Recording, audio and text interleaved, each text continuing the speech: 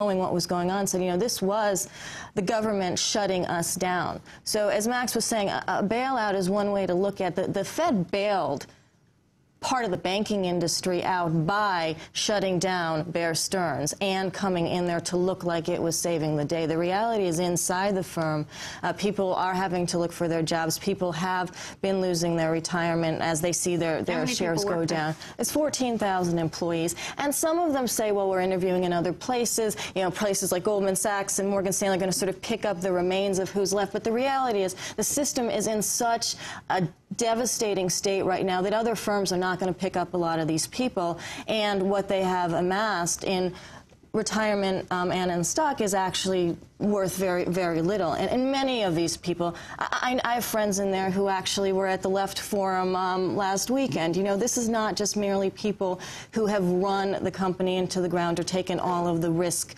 These are people who go into work every day and really are looking at the fact that something happened around them that they have to deal with, much as with lots of other corporate failures. And what's the, looking down, down the road, what's the potential expansion of this crisis? Because other financial institutions have been talked about of having similar problems, having huge exposures on these CDOs.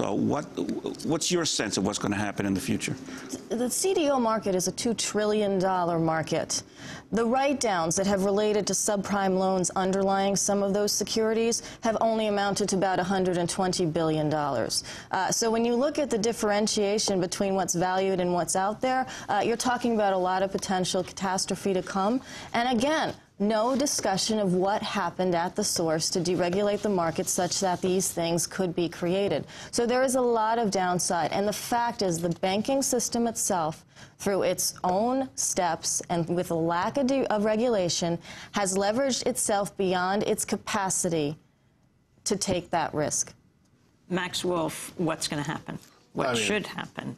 I think it's always tough to know exactly what's going to happen. The way I like to do this in other lectures or my classes is to make the following point. There's an epidemiology to this, and the discussion so far reminds me of the AIDS as Gades discussion, where we pathologize early victims as deviants who get some just punishment and pretend that it's not a sort of pathogen entering a population where the sickest and most vulnerable fall first. The sickest and most vulnerable people in the U.S. money game are highly indebted low-income consumers who tend to get subprime loans. In the mainstream journalist discussion, it sounds like they're subprime people, like they're born subprime in a special incubator with some kind of deformity. In fact, that's a FICO credit score, and the poorest people get hit first and hardest by every economic disruption, because poverty means vulnerability in a market economy.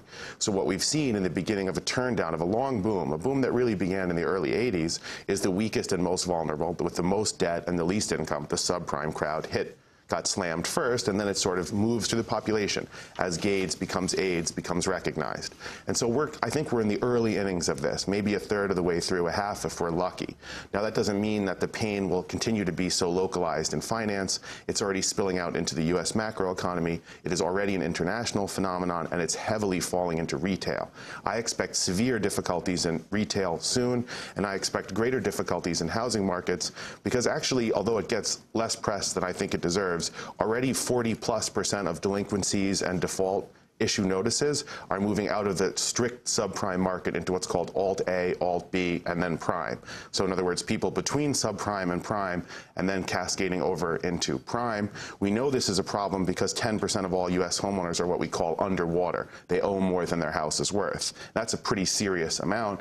And so I see increasing bailouts with willy-nilly rewriting of federal legislation, which was done in those meetings. The J.P. Morgan Federal Reserve meetings with Bear Stearns, in effect, redid American financial regulatory law, bumping an inactive Cox-led SEC out of the way, asserting Federal Reserve control in places and ways that had not been asserted before, and therefore front-running Congress and the presidency, which has been sitting on its hands, which is a little bit like the Glass-Steagall situation. But now we have the Federal Reserve coming in to basically take out, not bail out, one firm to support all the other firms, immediately making available to them all kinds of access to cash and support they never got before, which, by the way, would have saved Bear Stearns.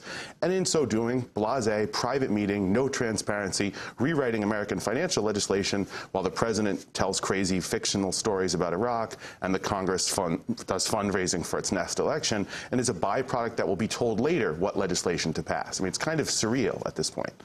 I want to thank you both very much for being with us. Max Fradd-Wulff, economist, writer, teaches at the New School University here in New York, writes for The Independent and Huffington Post and Asia Times. Nomi Prins, former investment banker at Bear Stearns, has written 2 books, Other People's Money, The Corporate Mugging of America, and Jacked, How Conservatives Are Picking Your Pocket. This is Democracy Now!, democracynow.org, The War and Peace Report. We're broadcasting on over 600